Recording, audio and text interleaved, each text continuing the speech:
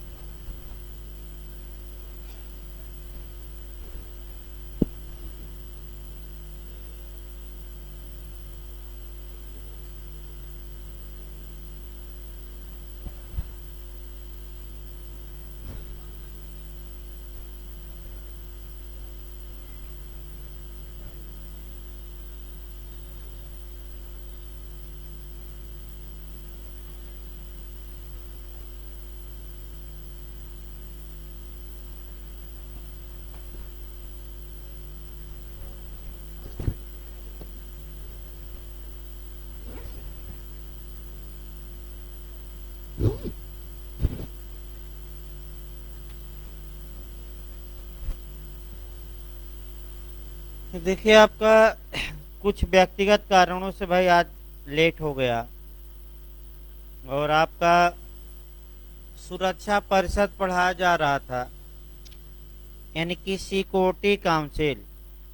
सुरक्षा परिषद के बारे में एक और सूचना है भाई आपके लिए। ये यूपी एपीओ की वैकेंसी भी जल्दी ही आ जाएगी। जो कल आप मैंने सूचना हमें प्राप्त हुई है कि अभी सीट कंफर्म नहीं है, लेकिन आपका यूपी सिविल जज के हो सकता है पहले ही यूपी एपीओ आ जाए, लेकिन सीट अभी कंफर्म नहीं है। यानी कि अगले माह आने का चांस है। यानी कि यूपी पीसीएस जे और एपीओ दोनों वैकेंसी आएगी, लेकिन ये भी चांस है कि यूपी एपीओ पहले आ जाए। तो आपका यूपी एपीओ में आपका जो माने सिलेबस है, आपका एविडेंस है, आपका पुलिस एक्ट, आईपीसी, सीआरपीसी।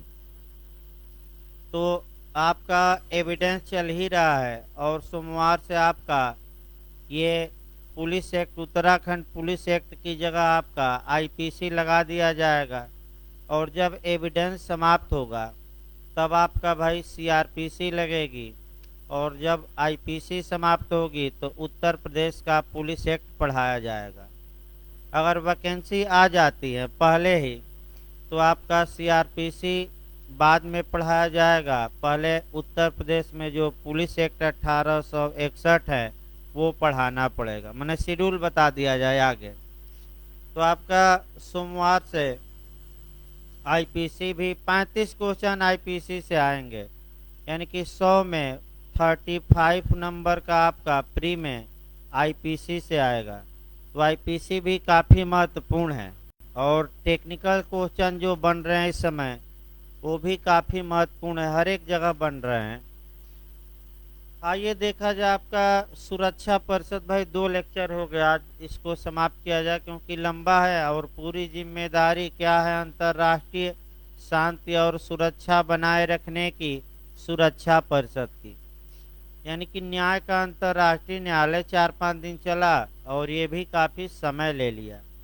समय इसलिए लग रहा है कि भाई हम भी प्रयास कर रहे हैं कि जो भी क्वेश्चन आपका कंपटीशन में आए बाहर न जाए, क्योंकि तमाम लोग एलएलएम की प्रवेश परीक्षा देंगे भाई, उसके बाद नेट जेआरएफ का देंगे, फिर उत्तराखंड जे का देंगे, यूपी जे का देंगे। तो जो अंतर्राष्ट्रीय संगठन से क्वेश्चन आए, प्रयास ये किया जा रहा है कि वो क्वेश्चन लेक्चर और नोट से बाहर न जाए। देखिए आपका सुरक्षा परिषद द्वारा विवादों का शांतिपूर्ण ढंग से निपटारा चैप्टर 6 में पढ़ाया गया था और कल पूरा भी हो गया था। अब आइए संयुक्त राष्ट्र संघ के चार्टर का अध्याय 7 से भी यूपी में कई बार क्वेश्चन बन चुका है। क्वेश्चन आपका ये बना है अध्याय 7 से। पहला क्वेश्चन तो यही बनता है अध्याय 7 से कि अनुशासनिक कार्यवाही द्वारा, इसका मतलब ये हुआ कि अनुशासनिक या सेंसनल कार्यवाही द्वारा आपका अंतर्राष्ट्रीय शांति और सुरक्षा को बनाए रखने के लिए अंतर्राष्ट्रीय विवादों के निपटारे का प्रावधान यूएनओ के किस चैप्टर में है। यानी कि कुल मिलाकर अनुशासनिक जो कार्यवाही होती है वह संयुक्त राष्ट्र संघ के किस चार्टर में है। डायरेक्ट क्वेश्चन कई बार बना है, तो अगर अध्याय पूछे तो आपको मारना है अध्याय 7। याद रखिए। दूसरा मॉडल ये बन सकता है जो सेंसनल या अनुशासनिक कार्यवाही है वह किस अनुच्छेद से किस अनुच्छेद तक है।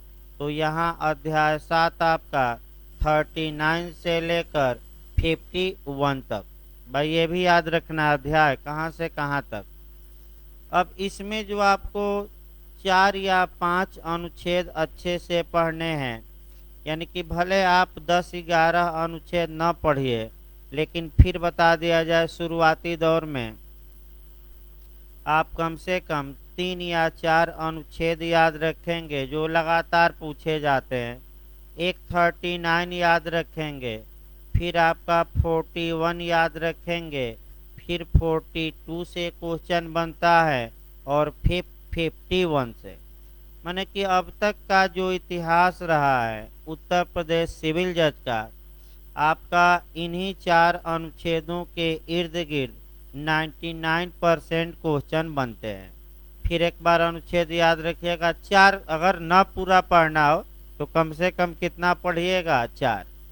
आपका फिर बताया जाए 39, फिर आपका 41, 42 ज़्यादा पूछा जाता है आक्रामक कार्यवाही या बल का प्रयोग कर देना, और 51 इसलिए ज़्यादा पूछा जाता है कि 51 में व्यक्तिगत और सामूहिक रूप से सेल्फ डिफेंस या आत्मरक्षा का अधिकार आपका दिया गया है, तो 51 भी ज़्यादा पूछा जाता है। अब आइए एक हल्का सा भूमिका बांध के तब 39 से शुरू करना था हमें।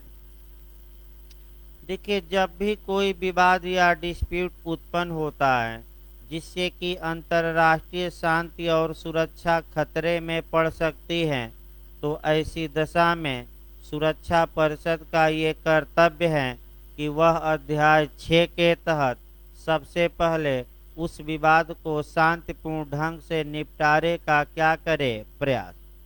शांतिपूर्ण ढंग में क्या क्या हो सकता है, तो मध्यस्थता हो सकती है, मध्यस्थ रह सकते हैं, सुलह करा ले, वार्ता करा ले, आपका समझौता कराए, पूछताछ कराए इत्यादि बताया गया था भाई कल। ये सब कार्यवाही कौन कर सकती है? सुरक्षा परिषद निर्देश दे सकती है कि आप लोग आपस में बैठकर और बातचीत करके मामले को सलटा लीजिए। तो ये बातचीत जो द्वारा या शांतिपूर्ण ढंग से मामले को सलटाने या सॉल्व करने का प्रावधान अध्याय 6 में था। अगर शांति से बात नहीं बनती है तो अब अशांति होती है, और वहीं अशांति आपको देखना है, और अशांति आपका यानी कि शांति से अगर बात नहीं बनती है तो अब आपका आक्रामक कार्यवाही होगी, अनुशासनिक कार्यवाही होगी, और कौन कौन सी कार्यवाही इस आपका चैप्टर में अध्याय 7 में मिलेगी वो पहले देख लिया जाए।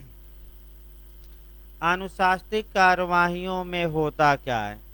एक तो राजनयिक संबंध विच्छेद कर लिया जाए, यानी कि प्रत्येक देश उस देश से अपना दूत क्या करे, एम्बेसडर क्या करे, वापस मंगाए। दूसरा आपका नाकाबंदी। नाकाबंदी माने उस देश को चारों तरफ से क्या कर लिया जाए, घेर लिया जाए, आपका जल से, थल से, नभ से। जितने संचार साधन हैं उनको काट दिया जाए, ये भी हो सकता है भाई अनुशासनिक में। आपका आपूर्ति ठप कर दिया जाए, तमाम प्रतिबंध लगा दिए जाएं, और अंत में जब कुछ स्थिति नहीं संभलती तो संयुक्त राष्ट्र की सेनाएं यानी कि आपका उस देश पर आक्रमण करेगी, तो आक्रामक कार्यवाही कहाँ दी गई है वहीं पूछा जाता है 42, यानी कि जो ज़्यादा पूछा जाता है कि आक्रामक कार्यवाही, यानी कि अब थल, नभ और जल तीनों के माध्यम से उस देश पर सेनाएं आक्रमण करेंगी। तो यूपीजे और एलएलए में एक और क्वेश्चन बना है कि संयुक्त राष्ट्र को जो राज्य सेना देते हैं क्या देने के लिए बाध्य हैं कि उनका विवेकाधिकार है? बाध्य नहीं है, यानी कि जो यूएनओ के सदस्य हैं उनका विवेकाधिकार है, चाहे तो वह यूएनओ को सेना दे या न दे। और गवाह रहा इतिहास, भारत ने कभी भी किसी दूसरे देश पर आक्रमण के लिए अपनी सेना नहीं दी है। लेकिन जिन देशों में शांति की स्थापना आवश्यक है, जैसे सोमालिया इत्यादि, वहां भारत के सैनिक गए और शांति स्थापित किए। लेकिन युद्ध में भारत ने कभी सेना नहीं भेजी, चाहे वह अफगानिस्तान हो, चाहे वह इराक हो, चाहे सीरिया हो। तो ज़्यादातर सेनाएं आपका नाटो देता है, अमेरिका, ब्रिटेन इत्यादि। भारत भाई शांति के लिए तो सेना देता है, लेकिन युद्ध के लिए नहीं। तो आइए एक एक अनुच्छेदों से देखा जाए भाई। अब अनुच्छेद मैं 4-5 बताया हूँ, उसको जरूर याद रखिए। और सैनिकों वाला पूछा गया तो भी मैं अनुच्छेद बताऊंगा। देखिए आपका अध्याय 7, शांति को खतरे में डालने वाले मामलों, शांति भंग और आक्रामक कार्यों के संबंध में कार्यवाही। सबसे पहले अनुच्छेद 39 है, सुरक्षा परिषद शांति के लिए खतरे, शांति भंग की स्थिति अथवा आक्रामक कार्य के अस्तित्व के संबंध में निर्णय करेगी और अंतर्राष्ट्रीय शांति और सुरक्षा को बनाए रखने के लिए या पुनः स्थापित करने के लिए सिफारिशें करेंगी, अथवा वह निश्चित करेगी कि अनुच्छेद 41 के अनुसार कार्य किया जाए या 42 के अनुसार। देखिए आपका 3 बातें यहाँ, 2 बातें 3 बातें आई महत्वपूर्ण। शांति के लिए खतरा उत्पन्न हो गया है कि नहीं, इसका निर्धारण किस अनुच्छेद के तहत सुरक्षा परिषद करती है? तो आपका जवाब रहेगा 39। शांति भंग हो गई है कि नहीं, यानी कि अंतर्राष्ट्रीय शांति ब्रीच हो गई है कि नहीं, इसका भी आपका कौन इसका डिसाइड करेगा इस मुद्दे को? सुरक्षा परिषद। और क्या आक्रामक कार्य किया गया है कि नहीं, यानी कि किसी एक देश द्वारा दूसरे देश पर अटैक या आक्रमण किया गया है कि नहीं, इसका भी निर्धारण कौन करेगी? सुरक्षा परिषद। और अब ये सुरक्षा परिषद ये भी निश्चय करेगी कि अंतर्राष्ट्रीय शांति और सुरक्षा बनाए रखने के लिए सिफारिश करेगी राज्यों से, और सिफारिश करेगी अथवा यह निश्चित करेगी कि अनुच्छेद 41 वाली कार्यवाही की जाए कि 42 वाली। तो अगर अनुच्छेद 41 वाली कार्यवाही की जाती है तो अभी युद्ध नहीं हुआ, यानी कि आपका अगर 42 वाली कार्यवाही की जाती है, यानी कि आपका संयुक्त राष्ट्र संघ की सुरक्षा परिषद ने ये डिसीजन ले लिया कि अब सेनाओं द्वारा क्या किया जाएगा? आक्रमण। तो 2 अनुच्छेद महत्वपूर्ण है, आपका 41 भी हुआ और 42। आपका 40 छोड़ दीजिएगा भाई। आपका 41 देखिए, 41 काफी महत्वपूर्ण है। सुरक्षा परिषद अपने निर्णयों को कार्यान्वित करने के लिए ऐसे उपायों के संबंध में निर्णय कर सकती हैं जिसमें सशस्त्र शक्ति का प्रयोग सम्मिलित नहीं होगा। यानी कि इसका मतलब ये हुआ कि शक्ति के प्रयोग किए बिना सिफारिशें करना या अनुशासन लगाना, यानी कि सुरक्षा परिषद ऐसा विनिश्चय कर सकती है कि शक्ति का प्रयोग अभी नहीं किया जाएगा, लेकिन अन्य अनुशास्ति या सेंसन या अन्य शास्ति या सेंसन या अनुशास्ति लगाया जाए। इसका मतलब ये हुआ कि बल का प्रयोग न करने वाले उपाय भी किए गए हैं, लेकिन ये उपाय शांति प्रिय वाले नहीं हैं बल्कि अनुशास्तिक हैं। यानी कि इसका मतलब हुआ कि किसी दूसरे देश पर आक्रमण तो न किया जाए, लेकिन उस देश पर कुछ आपका प्रतिबंध लगाया जाए, यानी कि उस देश से विश्व का संपर्क ही काट दिया जाए। तो इसमें बल का प्रयोग नहीं किया जाता। देखिए क्या क्या किया जाएगा। सुरक्षा परिषद संयुक्त राष्ट्र के संघ के सदस्यों से, यानी कि जो आपका 193 देश हैं, उनसे ये कहेगी कि आप उस देश से अपना पूरी तरह आर्थिक संबंध तोड़ लीजिए। रेल संपर्क है तो रेल संपर्क भी अब क्या करिए, तोड़ लीजिए। समुद्र में से संपर्क है आपका उसका तो तोड़ लीजिए। हवाई जहाज या वायु से संपर्क है वो भी तोड़ लीजिए। डाक को विच्छेद कर दीजिए। तार, रेडियो और जितने संचार साधन हैं आपका वो भी हटा लीजिए, तोड़ लीजिए। और जो आपके राजनयिक संबंध हैं उसको भी अब क्या करें लोग, विच्छेद। यानी कि कुल मिलाकर बल का प्रयोग नहीं किया गया, लेकिन अनुशास्ति लगाई गई। तो ये भी क्वेश्चन आपका बनता है कि बल का प्रयोग न करते हुए अनुशास्ति किस अनुच्छेद में लगाई जाती है। तो आपका जवाब रहेगा अनुच्छेद 41। पूछा जा चुका है ये भी। फिर मैं एक बार बता रहा हूँ भाई, बल का प्रयोग नहीं किया जाता, लेकिन जो राजनयिक संबंध हैं, रेल संबंध हैं, आर्थिक हैं, स्थल से रिलेशन है, समुद्र से, रेडियो, संचार, तार, ये सारे संबंध उस देश से क्या कर लिए जाते हैं, तोड़ लिए जाते हैं। आपका ये बल का प्रयोग अभी सुरक्षा परिषद ने नहीं किया, बल्कि संयुक्त राष्ट्र संघ के देशों से कहा कि इस देश से अब अपना नाता क्या करिए, एक लाइन में तोड़ लीजिए। अब आइए 42 काफी महत्वपूर्ण है।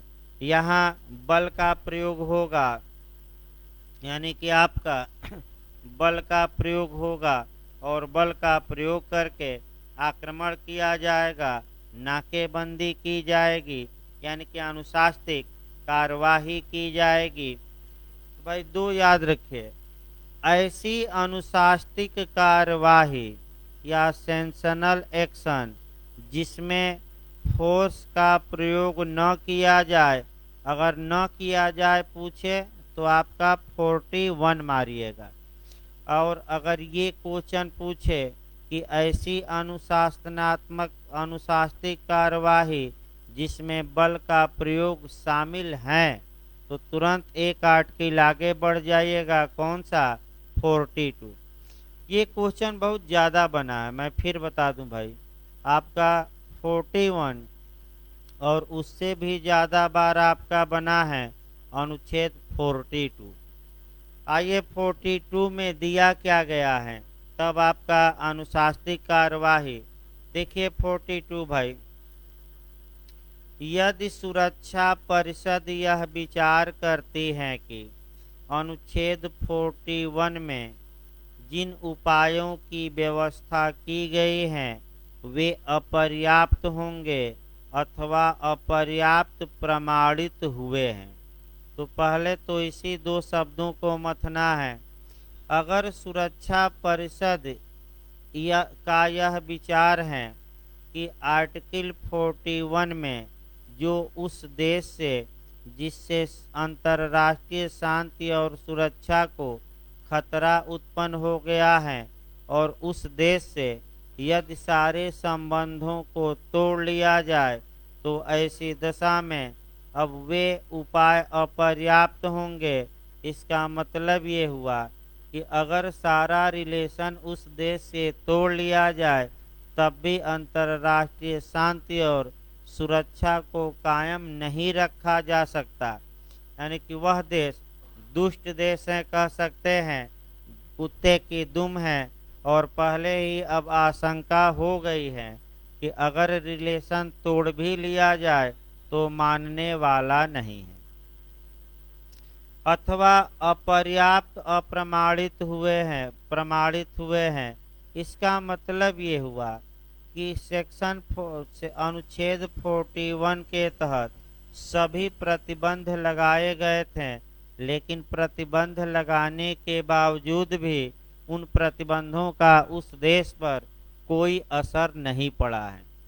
तो देखिए, दो बातें हुई बेयर एक्ट में, या तो 41, या तो सुरक्षा परिषद का विचार हो कि अगर हम प्रतिबंध लगाते भी हैं तो इस देश पर उसका कोई असर नहीं पड़ेगा, तो प्रतिबंध न लगा के आपका डायरेक्ट 42 की कार्यवाही की जाए। और दूसरा, प्रतिबंध लगाया गया था और प्रतिबंध लगाए जाने के बावजूद भी वह देश माना नहीं, यानी कि ये साबित हो गया है कि जो प्रतिबंध लगाए गए थे वह अपर्याप्त हैं, यानी कि पर्याप्त नहीं है। तब कौन सी कार्यवाही की जाएगी? सेक्शन 42 की। अभी आगे बताएंगे हम। इसको आपका कोरिलेट करके ही पढ़ना है भाई। देखिए, दो जगह से इसको कोरिलेट करिएगा। जो ये शब्द हैं, दो बातें, अगर सुरक्षा परिषद को ये लगता है कि यदि हमने अनुच्छेद 41 के तहत जो प्रतिबंध हम दिए हैं संबंधों को तोड़ लेना, अगर वह प्रतिबंध हम लगाते भी हैं तो इसका कोई प्रभाव नहीं पड़ेगा उस देश पर, या प्रतिबंध लगाया गया और कुछ समय इंतजार किया गया लेकिन प्रतिबंधों का असर नहीं पड़ा है, तो ऐसी दशा में किस अनुच्छेद की कार्यवाही की जाएगी? 42 की। इसका मतलब ये हुआ कि बिना प्रतिबंध लगाए भी और प्रतिबंध लगाने के बाद भी दोनों दशाओं में 42 के तहत कार्यवाही की जा सकती है। इसी को आपका दो एंगल से पढ़ना है, एक समन वारंट सीआरपीसी में और दूसरा आपका उद्घोषणा और कुर्की प्रोकुमुलेशन और अटैचमेंट। बहुत पूछा जाता है। देखिए, आपका सीआरपीसी की धारा 87 इसी ऐसे ही है कि अगर न्यायालय को विश्वास हो जाए कि अगर हम समन भी जारी करेंगे तो ये बदमाश आएगा नहीं, तो भाई समन जारी ही न किया जाए, डायरेक्ट क्या जारी कर दिया जाए? वारंट गिरफ्तारी का। 87 सीआरपीसी। दूसरा, न्यायालय ने समन जारी किया और समन पर आने की जो डेट थी उस डेट पर वह आया नहीं, यानी कि उपाय किया गया लेकिन देश माना नहीं, तो आपका क्या करेगा न्यायालय? सीआरपीसी के तहत गिरफ्तारी का वारंट। इसके बाद आपका उद्घोषणा और कुर्की में भी ऐसे ही चलता है। सामान्य नियम ये है कि सबसे पहले सीआरपीसी की धारा 82 के तहत उद्घोषणा की जाए और उसके बाद 83 के तहत कुर्की की जाए। लेकिन अगर लगता है कि संपत्ति लेकर भाग जाएगा या बेच कर भाग जाएगा तो अब न्यायालय इंतजार न करे और उद्घोषणा और कुर्की का आदेश क्या दे सकता है? साथ साथ, एक साथ या साथ साथ। तो उसी प्रकार आपका यहाँ भी याद रखिएगा, बता ही दिया गया है। दो बार आगे देखिए भाई, शब्द अभी अनुच्छेद 42 काफी महत्वपूर्ण है, एक एक शब्दों को देखिए। फिर एक बार शुरुआत किया जाए। यदि सुरक्षा परिषद यह विचार करती है कि आर्टिकल 41 में जिन उपायों की व्यवस्था की गई है वे अपर्याप्त होंगे अथवा अपर्याप्त प्रमाणित हुए हैं तो अंतर्राष्ट्रीय शांति और सुरक्षा को बनाए रखने के लिए वायु, समुद्र अथवा थल सेनाओं के माध्यम से वह आवश्यकतानुसार कार्यवाही कर सकती हैं। इन कार्यवाहियों में संयुक्त राष्ट्र सदस्यों द्वारा वायु, समुद्र या थल सेनाओं के माध्यम से प्रदर्शन, यानी कि सबसे ये भी किया जा सकता है कि आपका सैनिकों को भेज दिया गया उस देश के बॉर्डर पर और सैनिक जाकर खड़े हो गए और क्या कर रहे हैं, प्रदर्शन। यानी कि आप प्रदर्शन का मतलब दिखावा करना, नौटंकी करना। प्रदर्शन नौटंकी तो नहीं कहा जा सकता भाई, लेकिन दिखावा, दिखावा का मतलब कि अब हम आ गए हैं, अभी भी वक्त है कि सुधर जाओ और नहीं तो अब ना आ गए हम। इसके बाद नाकेबंदी। नाकेबंदी का मतलब होता है कि उस देश को चारों ओर से घेर लिया जाए। तो कैसे घेरा जाए? थल से घेरा जाए, जल से घेरा जाए और कैसे? आकाश से। तीनों से क्या किया जाए? घेर लिया जाए। तथा अन्य कार्यवाहियां शामिल हैं। ये जो अन्य कार्यवाहियां शामिल हैं, इसका मतलब ये हुआ कि अंततोगत्वा किसका प्रयोग किया जाए? बल का। यानी कि जो ये सैनिक जो तीनों नभ, जल और थल के थे, अब ये तीनों प्रदर्शन कर रहे थे, अपनी शक्ति दिखा रहे थे और अंत में अगर वह देश नहीं मानता तो बल का प्रयोग किया जाएगा। यानी कि अन्य कार्यवाहियां की जाएंगी, यानी कि अब उस पर आक्रमण किया जाएगा और आक्रमण करने के बाद अंतर्राष्ट्रीय शांति और सुरक्षा को क्या किया जाएगा? मेंटेन। इसका तमाम उदाहरण है। लेटेस्ट आपका जो है आपका इराक युद्ध देख सकते हैं और इसके बाद आपका आया अफगानिस्तान, जहां की अमेरिका और तमाम देशों ने आपका ये लगा कि इससे तो भाई शांति भंग हो सकती है और अभी भी अफगानिस्तान के मंत्री संतरी धमकी ही दे रहे हैं कि हमें मान्यता दीजिए, नहीं तो इसका बुरा परिणाम होगा। और पिछलग्गू जो पाकिस्तान है, जो स्वयं लग रहा है कि अब नष्ट होने के कगार पर हैं, ये पूरी तरह बल दे रहा है और खुद पाकिस्तान के पीएम और वहाँ के मंत्री भी कह रहे हैं कि अगर तालिबान को मान्यता देनी चाहिए, अगर विश्व नहीं देता है तो ये विश्व के लिए घातक होगा, विश्व को इसका परिणाम क्या होगा।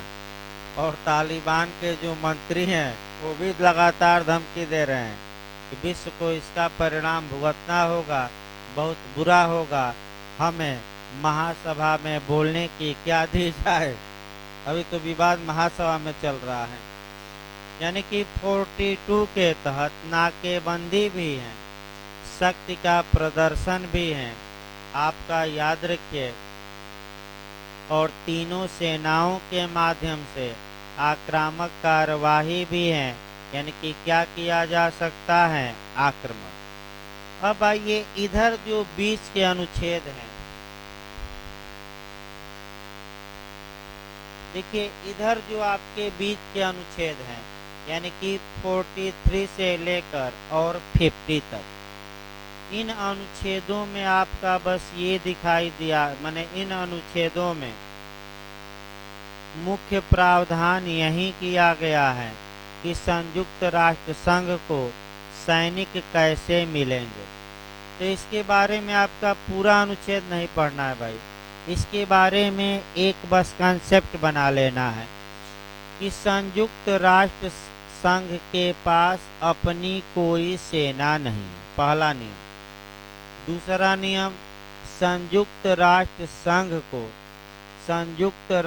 संघ के सदस्य देश अपनी सेनाओं को देने के लिए बाध्य नहीं है, बल्कि क्या है? विवेकाधिकार। तीसरी बात जो आपको समझनी है वह ये समझनी है कि प्रत्येक देश संयुक्त राष्ट्र संघ से करार करता है और करार के अनुसरण में अपनी सेनाओं को संयुक्त राष्ट्र संघ को देता है। चौथी बात जो समझनी है आपको, इसके लिए एक आपका समिति बनी है और वह समिति हमेशा प्रयास करती है, देशों से समझौता कराने का प्रयास करती है। यानी कि एक कमेटी बनी है और वह जो कमेटी होगी उसका कार्य ही होगा कि वह आपका माने अन्य राज्यों से बातचीत करे और सैनिक उपलब्ध कराने के बारे में करारों को करे। यानी कि कुल मिलाकर आपका एक लाइन जानिए कि संयुक्त राष्ट्र संघ जब आक्रामक कार्यवाही करता है या कहीं शांति बहाली या इत्यादि करता है तो उसके पास कोई सेना नहीं होती। जो ये संयुक्त राष्ट्र संघ के सदस्य हैं वहीं उसको क्या देते हैं, सेना। तो क्या देने के लिए बाध्य हैं कि विवेकाधिकार और करार के माध्यम से दिया जाता है। तो अगर हम व्यवहार में देखें तो व्यवहार में दो चार देशों की सेनाएं ही ज़्यादा दिखती हैं। एक आपका अमेरिका हो गया, दूसरा ब्रिटेन हो गया, तीसरा फ्रांस हो गया। इन देशों की सेनाएं ज़्यादा दिखती हैं और देखे भी होंगे कहीं भी चीन की सेना जल्दी नहीं दिखेगी, रूस की सेना भी जल्दी नहीं दिखेगी, पाकिस्तान की भी नहीं और भारत की भी नहीं। लेकिन जहां शांति स्थापित करना हो, युद्ध न करना हो, वहां भारत अपने सैनिक भेजता है। जहाँ भुखमरी हो गई हो इत्यादि, जैसे कि आपका सोमालिया में भेजा, तमाम जगह भेजा। और जो सैनिक यहाँ से जाते हैं उन्हें आपका अलग से वेतन इत्यादि दिया जाता है, यानी काफ़ी लोग पैसा पाते हैं। तो इस प्रकार आपका जो 43 से लेकर और 50 तक का प्रावधान था ये कम पूछा जाता है। बस यही बातें 3-4 याद रखनी है। इसके बाद जो अगला क्वेश्चन आपका बनता है 51 से, आइए 51 जब भी पढ़िए तो संयुक्त राष्ट्र के जो सिद्धांत हैं, यानी कि जो आपका, फिर एक बार अनुच्छेद याद रखिए। अनुच्छेद 1 में क्या दिया गया है, प्रयोजन। 2 में क्या दिया गया है, सिद्धांत। 3 में क्या दिया गया है, मूल सदस्य। 4 में क्या दिया गया है, नए सदस्य। 5 में क्या दिया गया है, निलंबन। और नहीं, आपका निलंबन नहीं, ये 4 में दिया है आपका, 2 हाँ 3 4 में दिया है। 5 में आपका निष्कासन नहीं, हाँ 5 में निलंबन, 6 में निष्कासन, 7 में अंग और 8 में स्त्री पुरुष की समानता। तो जो सतर्क आपका अनुच्छेद 2 से सतर्क रहना है। देखिए आपका अनुच्छेद 2 कौन सा खंड भी बताना पड़ेगा ना, इसके साथ बल का प्रयोग न करने का सिद्धांत। एक सेकंड, 4 में है। देखिए भाई 2 के 4 में ना, देखिए यहाँ से उठाना है आपको। यानी कि जो आपका 51 पढ़ने के लिए जो पॉइंट उठाना है उसको थोड़ा सतर्क रहना है। देखिए यहाँ से पढ़ते समय उठाइएगा, अनुच्छेद 2 का क्लाज 4 पढ़िएगा पहले, उसके बाद आपका 51 पढ़िएगा। और जब ये आपका पढ़ेंगे तो आईपीसी की धारा 96 से लेकर 106 पढ़िए, तब बिल्कुल कंसेप्ट जो है आपका क्लियर रहेगा। तो देखिए आपका पहले आईपीसी पढ़ाया जाए और तब आपका संयुक्त राष्ट्र संघ पर आया जाए, क्योंकि जब संयुक्त राष्ट्र संघ चलेगा तो आपका 2 का पहले 4 हम बताएंगे और फिर 51 आपका जो सेल्फ डिफेंस या आत्मरक्षा का सिद्धांत पूछा गया है कई बार कि आत्मरक्षा का सिद्धांत कहाँ दिया गया है, यूएनओ चार्टर में तो आपका क्या जवाब रहेगा? 51। भाई गलत ना हो, ये सब लगातार क्वेश्चन आ रहे हैं। जाकर एक बार कम से कम साल पेपर भी देखिए, घुमा भी दे रहा है कि कब बल का प्रयोग किया जा सकता है, तो आत्मरक्षा में। अब देखिए आपका पहले आईपीसी से कॉन्सेप्ट बनाइए, एक दिन मैं बताया भी था, फिर बनाइए। देखिए आपका सामान्यतः यह राज्य की जिम्मेदारी है या राज्य का कर्तव्य है कि वह व्यक्तियों के जान माल की रक्षा करे, यानी कि व्यक्तियों के आपका शरीर और संपत्ति की रक्षा करे। राज्य सक्षम भी है, राज्य रक्षा भी करता है, लेकिन शमसुल हुदा कहते हैं कि राज्य चाहे कितना ही बड़ा क्यों न हो, ये संभव ही नहीं है कि प्रत्येक अपराधी के पैरों तले पुलिस खड़ा कर सके। अतः राज्य ने लोगों को यह अधिकार दिया है कि जहां राज्य की सहायता उपलब्ध न हो, वहां वह व्यक्ति अपने बचाव में, अपने शरीर और संपत्ति के बचाव में वह सब कुछ कर सकता है जो उसे करना चाहिए। ये शमसुल हुदा का कोटेशन अभी कहीं आया था भाई, देखिए ये कोटेशन किसी कंपटीशन में अभी आया था। मैंने कोटेशन आपका पहले आईपीसी में नहीं पूछे जाते थे, लेकिन अभी मैं देख रहा था, कोई मैंने अब याद नहीं आ रहा है, लेकिन कोई भेजा था व्हाट्सएप पर पेपर, और ये आपका कोटेशन दिया था कि ये कोटेशन किसका है। तो भाई अब देखिए थोड़ा बहुत आपका मॉडल चेंज हो रहा है। फिर एक बार इसको देखिए, ये जो हमने बात बताई आपका आईपीसी की धारा 99 में समाहित है। 99 आपका ये बताता है कि जहां राज्य की सहायता उपलब्ध हो, किसके लिए?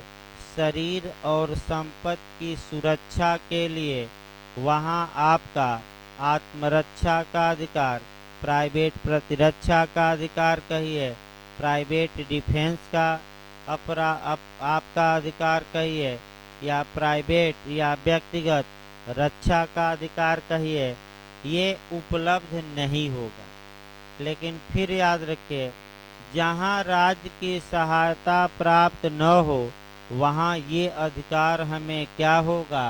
प्राप्त होगा। ये आपका कहां से कहां तक प्राइवेट प्रतिरक्षा या आत्मरक्षा का सिद्धांत समाहित है? तो आईपीसी में कहां से कहां तक? आपका 96 से लेकर 106 तक। पूरा ना मार दीजिएगा 76 से।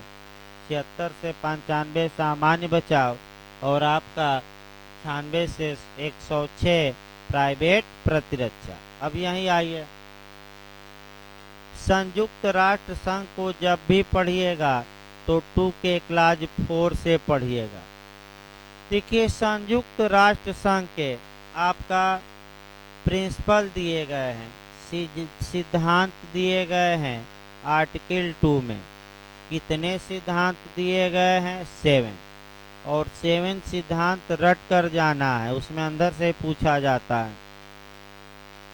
7 सिद्धांतों में जो चौथा सिद्धांत है वह ये सिद्धांत है कि संयुक्त राष्ट्र संघ के सभी सदस्य एक दूसरे को वचन देते हैं कि वह आपका दूसरे पर कोई आक्रमण नहीं करेंगे या बल का प्रयोग नहीं करेंगे। लेकिन ये विधि का पूर्ण नियम नहीं है, इसका अपवाद है। और एक्सेप्शन कौन है? 51, जहाँ की कोई देश अपनी आत्मरक्षा में बल का प्रयोग कर सकता है। तो भाई बल का प्रयोग न करना, ये कहाँ सिद्धांत दिया गया है? 2 के क्लास 4 में। और इसका एक्सेप्शन कहाँ दिया गया है? 51। तो कब बल का प्रयोग किया जा सकता है? सीधा क्वेश्चन। तो बस एक शब्द याद रखिएगा, हमेशा नहीं, कब किया जा सकता है? आत्मरक्षा में। आत्मरक्षा का सिद्धांत किस में समाहित है? 51। 2 मॉडल बनते हैं। अब आइए 51 निकाल लीजिए बैरक भाई, आपका यहाँ से भी क्वेश्चन बना है। आत्मरक्षा का सिद्धांत। देखिए 51, संयुक्त राष्ट्र के किसी सदस्य के विरुद्ध सशस्त्र आक्रमण होने की स्थिति में प्रस्तुत घोषणा पत्र से व्यक्तिक अथवा सामूहिक आत्मरक्षा के सहज अधिकार को तब तक कोई क्षति नहीं पहुंचेगी, यानी कि तब तक कभी छोड़ दीजिए, वो आगे बढ़ जाएगा। इतना तक भाई पढ़िए। यानी कि संयुक्त राष्ट्र संघ का कोई सदस्य देश है और आपका उसके विरुद्ध सशस्त्र आक्रमण होता है, यानी कि हथियारों से लैस होकर क्या किया जाता है, आक्रमण। तो ऐसी दशा में क्या वह अपनी आत्मरक्षा का हक रखता है कि नहीं रखता है, और किस अनुच्छेद में रखता है, 51 में। दूसरा जो मॉडल यूपीजे में बना है कि आत्मरक्षा का अधिकार व्यक्तिगत रूप से उपलब्ध होगा, सामूहिक रूप से उपलब्ध होगा, दोनों, और इनमें से कोई नहीं। तो बताइए बेयर के अनुसार आप क्या मारेंगे? हाँ देखिए यही आपका तोड़ना भी है, और कोई भाई बेयर एक्ट में बातें लिखी गई हैं, बस उन बातों को किस मॉडल से पूछा जा सकता है और कैसे आपको क्वेश्चन पकड़ना है, ये भी क्वेश्चन आ चुका है कि आत्मरक्षा का अधिकार क्या है, या आत्मरक्षा का अधिकार है आपका कह सकते हैं व्यक्तिगत रूप से उपलब्ध है, सामूहिक रूप से, दोनों, इनमें से कोई नहीं। तो आपका दोनों मारिए। अब पहले व्यक्तिगत समझ लिया जाए तब सामूहिक।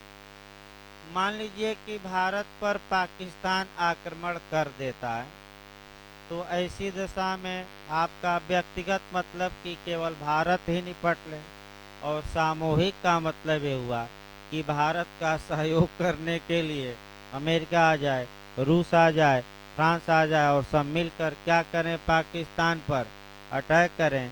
तो ये सामूहिक हो गया। सामूहिक मतलब कई देश मिलकर और एक देश की रक्षा करेंगे।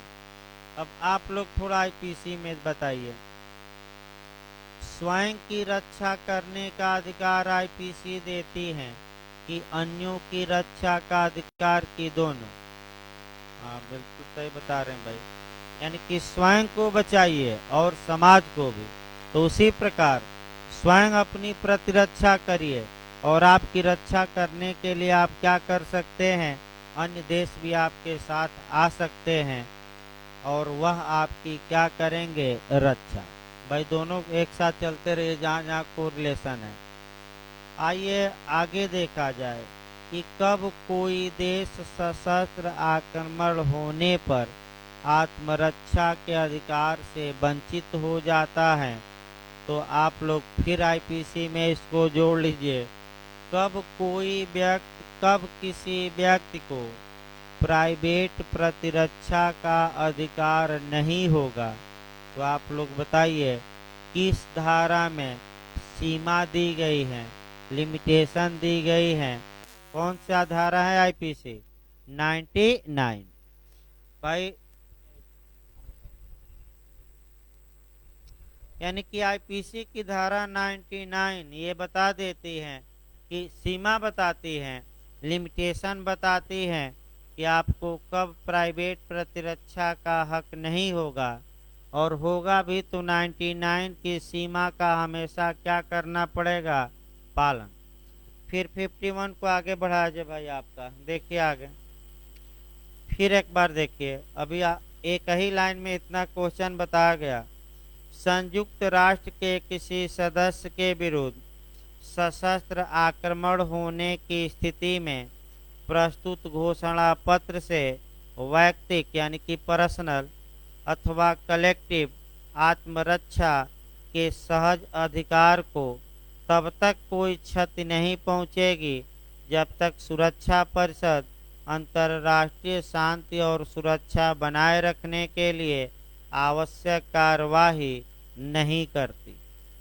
और इसके बाद दिया है, आत्मरक्षा के इस अधिकार का प्रयोग करते हुए सदस्य जो उपाय अपनाएंगे उनकी तुरंत रिपोर्ट वह सुरक्षा परिषद को दी जाएगी और इससे इस घोषणा पत्र के अधीन सुरक्षा परिषद के इसी अधिकार और उत्तरदायित्व पर किसी प्रकार का विपरीत प्रभाव नहीं पड़ेगा कि वह किसी भी समय अंतर्राष्ट्रीय शांति और सुरक्षा बनाए रखने या उसके पुनः स्थापन के लिए आवश्यक कार्यवाही न करे।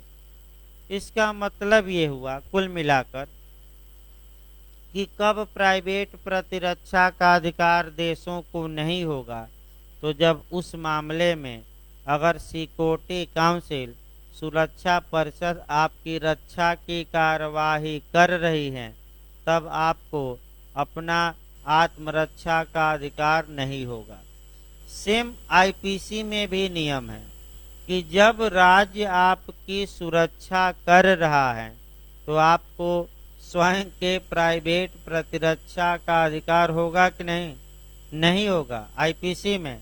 और सेम प्रावधान आपका 51 में है कि जब सुरक्षा परिषद उस देश के विरुद्ध जिसने आक्रमण किया है उसके विरुद्ध कार्यवाही कर रहा है तो आपको आत्मरक्षा का अधिकार नहीं होगा, क्योंकि आपकी ओर से अब लड़ाई कौन लड़ेगा?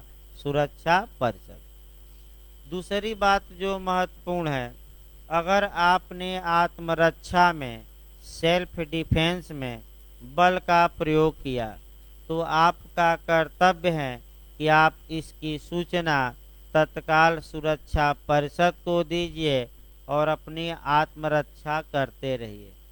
लेकिन अगर सुरक्षा परिषद चाहे तो कोई अन्य उपाय करे, और नहीं तो अगर सुरक्षा परिषद जब तक कि कोई कार्यवाही नहीं करती तब तक कोई देश आत्मरक्षा के अधिकार से वंचित नहीं होगा। अब इसको भारत पाकिस्तान पर भी जोड़ सकते हैं कि आपका आज़ादी के बाद पाकिस्तान ने कश्मीर हथियाने के लिए भारत पर आक्रमण किया। फिर भारत ने आपका आत्मरक्षा में क्या किया? बल का प्रयोग किया, और आत्मरक्षा में बल का प्रयोग करके गलती एक ही कर दिया भारत कि तुरंत सुरक्षा परिषद को सूचना दिया। मामला सुरक्षा परिषद में पहुंचा तो सुरक्षा परिषद ने आपका निर्णय दिया कि स्टेटस क्यू बनाए रखा जाए, यथा स्थिति बनाई रखी जाए, यानी कि जहां जो है वहीं ठहर जाए। और आज भी इतने सालों के बाद वहीं लोग क्या हैं, दोनों देश की सेनाएं ठहरी हैं, यानी कि उस समय जहां ठहरी थी आज भी क्या है। अगर भारत नहीं जाता, 2-4 दिन लेट कर जाता, तो भाई सैनिक कह ही रहे थे कि हम आगे बढ़ जाते और पूरे कश्मीर पर क्या कर लेते, आपका कब्जा कर लेते। लेकिन आपका वो अलग बात है कि उस समय क्या स्थिति थी क्या नहीं भाई। तो इस प्रकार आपका 51 जो अनुच्छेद था भारत से जोड़कर बताया गया। अब इधर आगे देखिए आपका कि कुछ अनुच्छेद आपको अब इधर नहीं पढ़ने हैं, मैं बता दूं। यानी कि आपका अब कुछ जो चैप्टर होंगे वह आप छोड़ेंगे, तो अध्याय 9 छोड़ देना है। अध्याय 10 मैं बता चुका हूँ भाई, अध्याय 9 न पढ़िएगा। इस हाँ क्या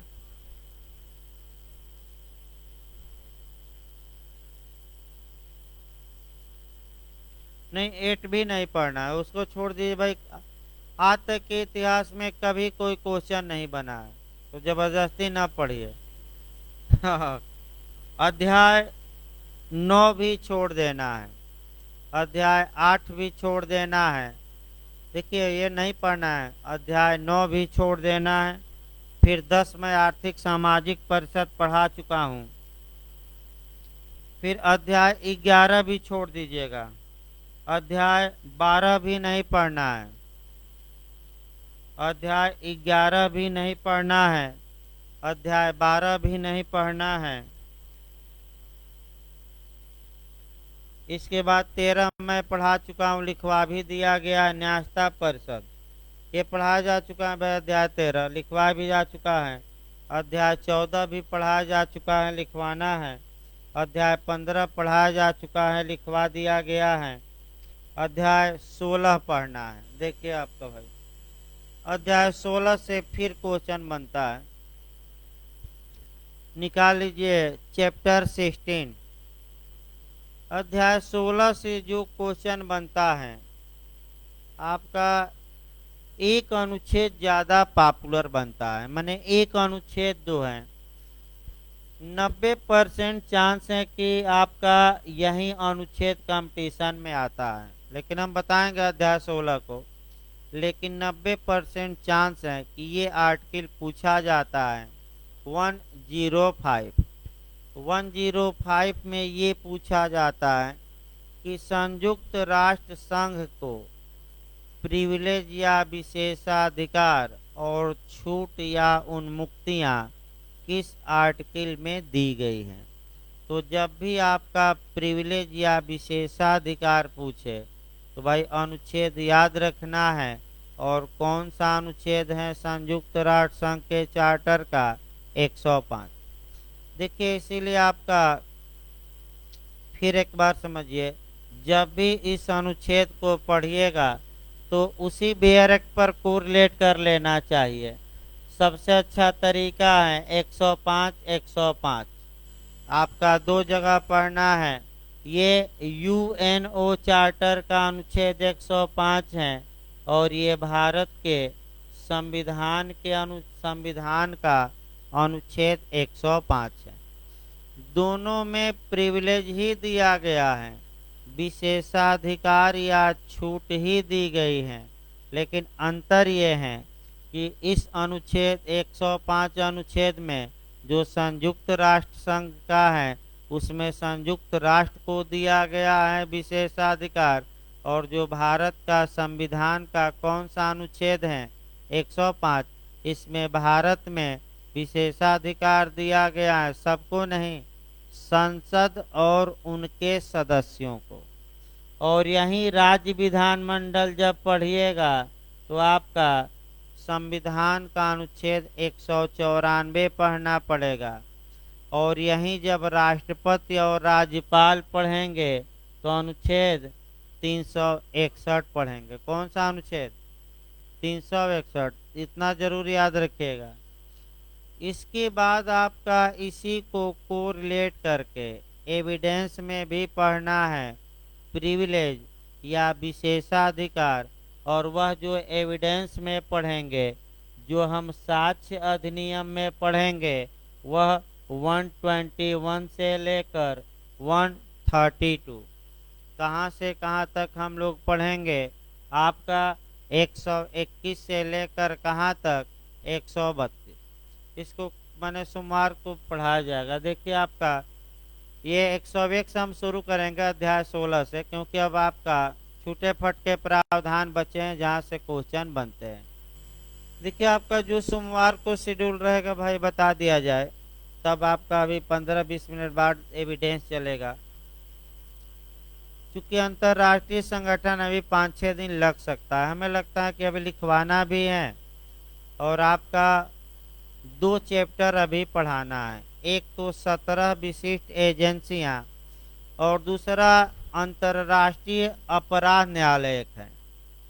तो इसमें आपका अंतरराष्ट्रीय अपराध न्यायालय में भी 128 अनुच्छेद हैं, तो कम से कम 2 दिन लग जाएगा। मैंने छांट के भी हम पढ़ाएं तो 2 दिन, और आपका विशिष्ट एजेंसियों में भी 1-2 दिन। तो जो आपका सोमवार से शेड्यूल रहेगा आपका 7:30 से 8:30 बजे तक इंग्लिश का क्लास चलेगा। तो जो लोग इंग्लिश पढ़ना चाहते हैं, 7 बजे बहुत जल्दी हो जाती थी तो 7:30 बजे रखा गया है।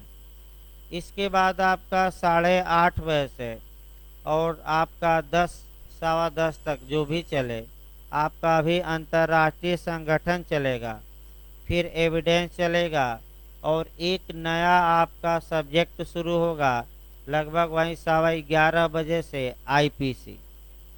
और आपका उसके बाद प्रकाश सर की जीएस की क्लास चलेगी।